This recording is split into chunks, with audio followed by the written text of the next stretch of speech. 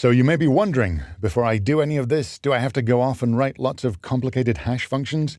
Thankfully, no. It's probably the case that most of your objects already have perfectly acceptable hash functions for most of the things you want to do.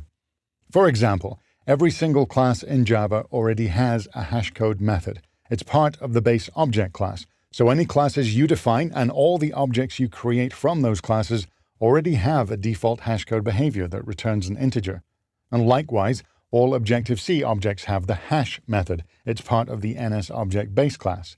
And all .NET objects have getHashcode. All Python objects have a hash method. All Ruby objects have a hash method.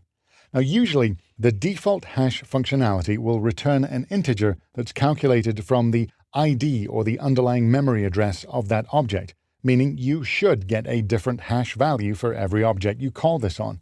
And if you have two separate references pointing to the same actual object, you should still get the same hash, which is what you'd want, because it will be calculated based on that actual object's underlying memory address.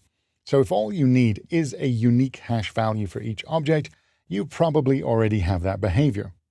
However, when you're writing your own classes, if you ever redefine what it means for objects of your class to be equal, you should always redefine the hash function too. Let me unpack that statement, and this is just us taking a sidestep away from data structures over into object orientation. When you write a new class, you'll always get some kind of default equality behavior, so you can ask if two objects of that class are equal to each other. Now, usually, this default behavior just looks at the ID or the memory address of the object. Is object A actually the same object as object B? Are they pointing to the same location in memory? If so, they're equal. Otherwise, they're not equal. But in the case where you would rather compare the internal state of two objects, so that you might have two separate objects that are really copies of each other with the same important internal data, and you want those to return true for an equality check, you would typically override your own class's equal method or isEqual method or EQL method, whatever that's called in your language.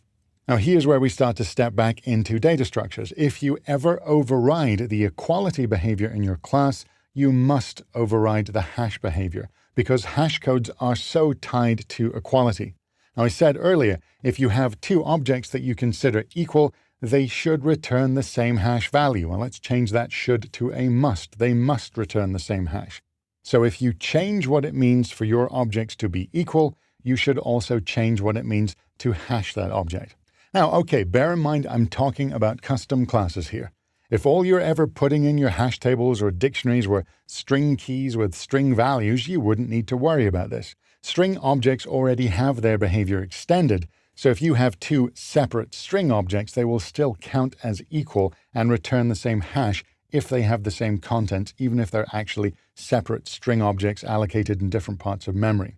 So they shouldn't provide any issues when you use strings in hash tables.